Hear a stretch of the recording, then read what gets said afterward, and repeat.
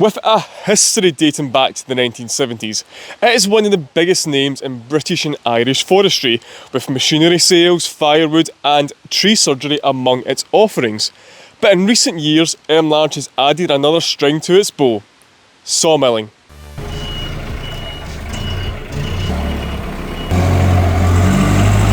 Sawmilling isn't new to Large, but it has taken on fresh importance, culminating in the installation of a Zenz 160S log band saw at its Glen Gormley yard. Mark Large, son of founder Michael, has been key to the success of this side of the business. Here he is to explain a little bit more. Our latest project with the sawmilling is live edge timber sales. We make up timber tabletops, furniture, shelving, cladding. We're just trying to sort of move with the market and get the best use out of the timber. Put our first sawmill in the early 80s, 1983. It's an old Forestry 110 band mill. Very good saw in its day, but as things changed, logs get bigger, we needed to modernise, so we put in this new Zenz sawmill 2019. It's a very, very good mill. It's a one-man operation. It leaves us that we can mill timber that comes in off our own tree work jobs. It's quite a big saw. It'll cut up to 1.4 metres diameter. Handles most timber that comes into the yard.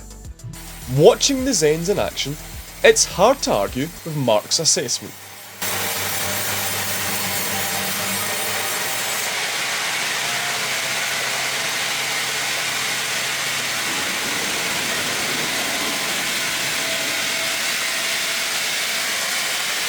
Wherever you look, Large's Glen Gormley yard, one of its 3 sites on the outskirts of Belfast, is testament to its journey.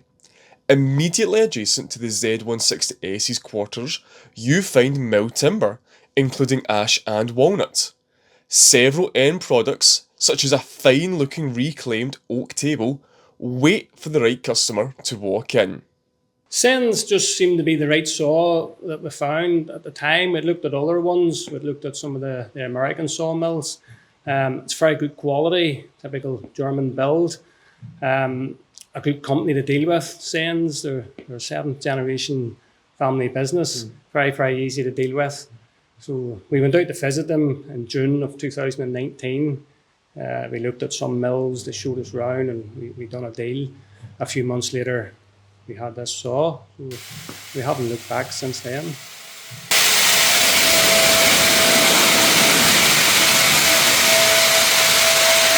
Stroll through the yard and you can find machinery from Large's past and present, including green meg wood chippers, a range of moops and a Merlot Roto telehandler.